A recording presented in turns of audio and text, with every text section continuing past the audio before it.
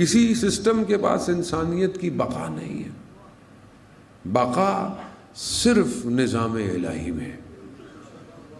اور دنیا جو اپنے آپ کو فرار کے ہم ایسے زندہ رہ رہے ہیں، ہم ایسے کر لیں، خالق بہتر جانتا ہے کہ مخلوق کو کیسے رکھنا ہے۔ اور جو لوگ مخلوق کو مانتے ہیں ان کی تو پہلی ذمہ داری، اب جو نہیں مان رہا اس کے اپنے مسائل ہیں۔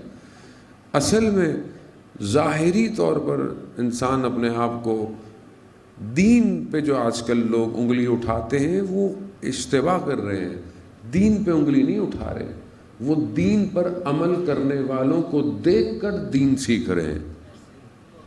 مطلب آپ مجھے سیکھیں، اب آپ مجھے دیکھیں، یار میرے سے غلطی ہو، کوتاہی ہو، انسان ہے بہرحال، غلطی کوتاہی ہے۔ اب آپ مجھے دیکھ کر بولیں یار مجتہد بھی ایسے ہوں گے، کہاں مجتہد، کہاں علماء، کہاں میں ایک طالب علم؟ تو آپ مجھے دیکھ کر نہیں لیں، آپ جہاں پر ہے۔ اب اگر ایک جگہ پر کوئی مسلمان کسی طریقے سے رہ رہا ہے تو کیا میں اسلام کو لوگوں سے لوں یا اسلام کو وہاں لوں جہاں اسلام اترا ہے؟ اسلام وہاں سے لینا چاہیے۔ اب لوگ تو ظاہر ہے ہر جگہ الگ الگ ہیں، کہیں لوگوں کا کسٹم آ گیا ہے، کہیں لوگوں کی ثقافتیں آ گئی ہیں، کہیں لوگوں کی چیزیں آ گئی ہیں۔ دین سے تو نہیں دور ہو سکتا، دین تو اللہ کا ہے۔ جواب بھی میں نے روز قیامت کیا کہوں گا؟ پروردگار یہ لوگ صحیح نہیں تھے۔ جیسے لوگ عام زندگی میں مزاروں پہ غلط آس پاس چیزیں ہو رہی ہوتی ہیں، انگلی اٹھاتے ہیں، صاحب مزار کا قصور تھوڑی ہے۔